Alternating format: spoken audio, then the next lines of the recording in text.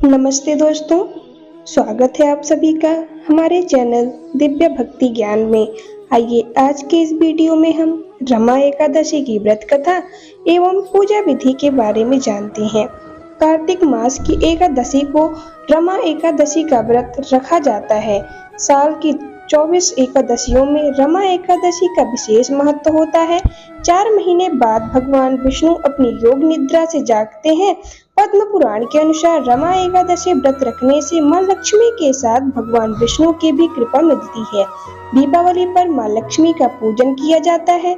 माता लक्ष्मी का ही एक अन्य नाम रमा भी है, इसलिए एकादशी को रमा एकादशी भी कहते हैं।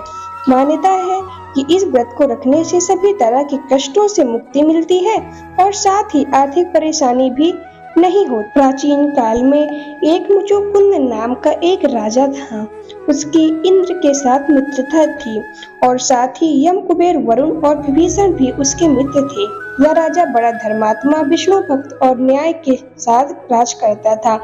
उस राजा की एक कन्या थी जिसका नाम चंद्रभागा था।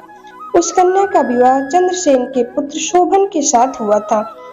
एक समय वह शोभन ससुराल आया। उन्हीं दिनों जल्दी ही पुण्यदायिनी एकादशी भी आने वाली थी। जब व्रत का दिन समीप आया तो चंद्रभागा के मन में अत्यंत सोच उत्पन्न हुआ कि मेरे पति अत्यंत दुर्बल हैं और मेरे पिता की आज्ञा अति कठोर है।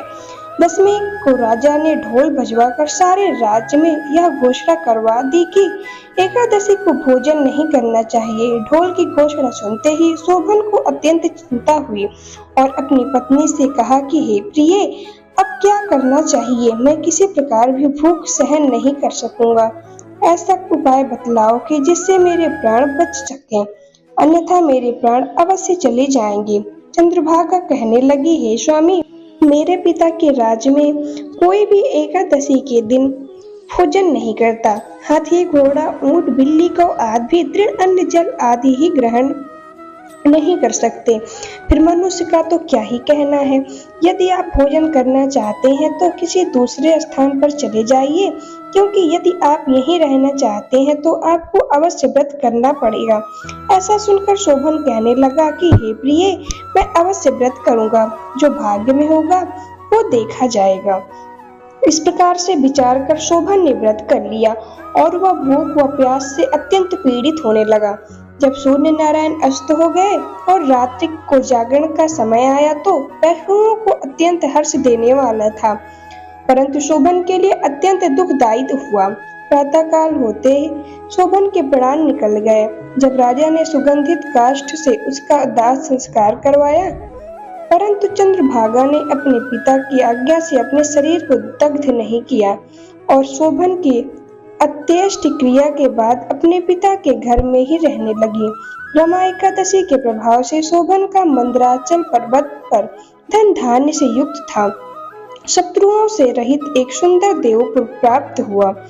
वह अत्यंत सुंदर रत्न और रत्नमणि जड़ित स्वर्ण के खंडों पर निर्मित अनेक प्रकार के स्फटिक मणियों से सुशोभित भवन में बहुमूल्य वस्त्राभूषणों तथा छत्र व चंवर से विभूषित गंधर्व और अप्सराओं से युक्त सिंहासन पर आरूढ़ ऐसा शोभायान होता था मानो दूसरा इंद्र विराजमान हो।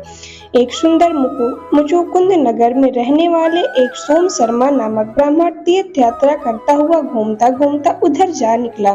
उसने शोभन को पहचान कर कि यह तो राजा का जमाई शोभन है, उसके निकट गया। शोभन भी उसे पहचान कर अपने आसन से उठकर उसके पास आया और प्रणाम आदि करके कुशल प्रश्न किया। ब्राह्मण ने कहा कि राजा मुचुकुंद और आपकी पत्नी कुशल से हैं। नगर में सभी सब प्रकार से कुशल है, परंतु हे राजन, हमें आश्चर्य हो रहा है। आप अपना वृतांत कहिए कि ऐसा सुंदर नगर जो कभी न देखा न सुना आपको कैसे प्राप्त हुआ।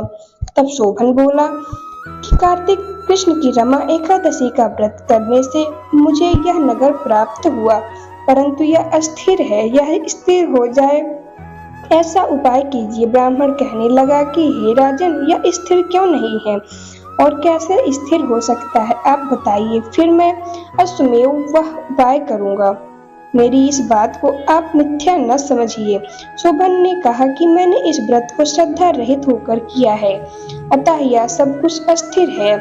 यह आप मुचुकुंद की कन्या चंद्रभागा को यह वृतांत सब वृतांत कहें तो यह स्थिर हो सकता है। ऐसा सुनकर वह श्रेष्ठ ब्राह्मण ने अपने नगर लौटकर चंद्रभागा से सब वृतांत कह सुनाया। ब्राह्मण के वचन सुनकर चंद्रभागा बड़ी प्रसन्नता से ब्राह्मण से कहने लगी कि हे ब्राह्मण, ये सब बातें आपने प्रत्यक्ष देखी है या स्वप्न की बातें कर रहे हैं?